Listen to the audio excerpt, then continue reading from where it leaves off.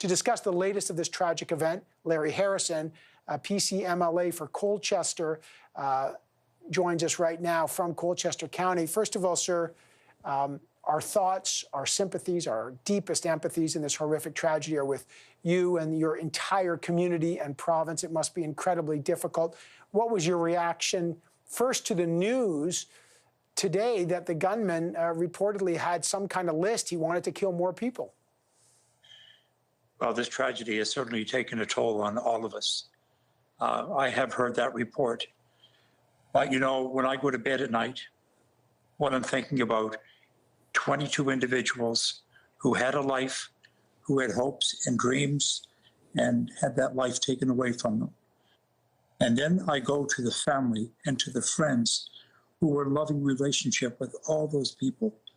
What they must be going through is just, I can't even imagine. And you know what? I know in the next number of days and weeks, and maybe even longer than that, the investigation is going to be unfolding. More information is going to come. More stories are going to be told. And we may get a sense of really what took place. But for right now, yes, go ahead.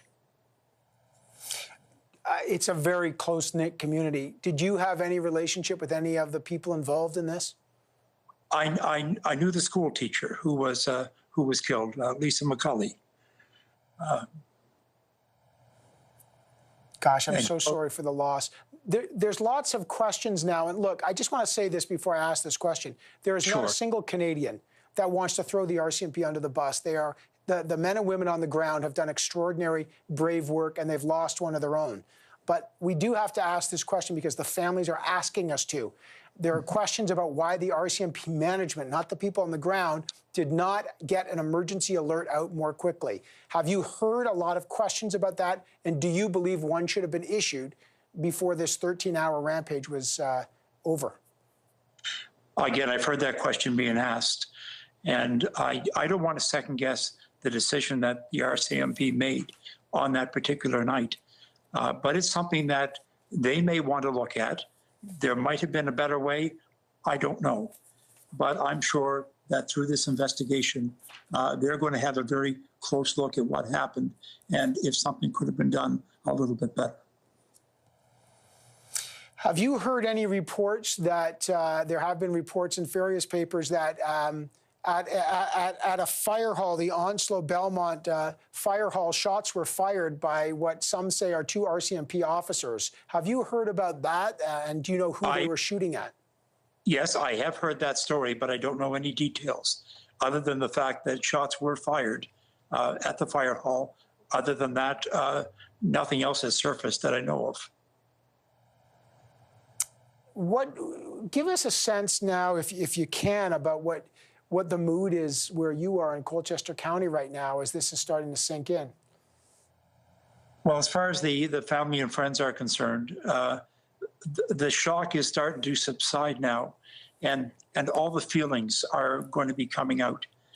And the mental health and grieving counselors are in full tilt. They're going to do just as much as they can to help alleviate this grief, which is certainly going to be different than we would normally do it. But we have some very caring people, and they will find ways in which they can address the grief that's going to come before them. One of the real questions is police resources. Do you have any idea, and if maybe you could help me, how many vehicles would be patrolling that area around where the killer first started and then where the backup was? Or does this show that the RCMP are just under-resourced there to patrol such a vast area? Well, it certainly is a vast area, and it's a rural area. There are a lot of side roads to it. Now, I don't know how many vehicles were there when word got out, but I'm sure as the night unfolded, more and more vehicles in RCMP would have come to the scene, I'm sure.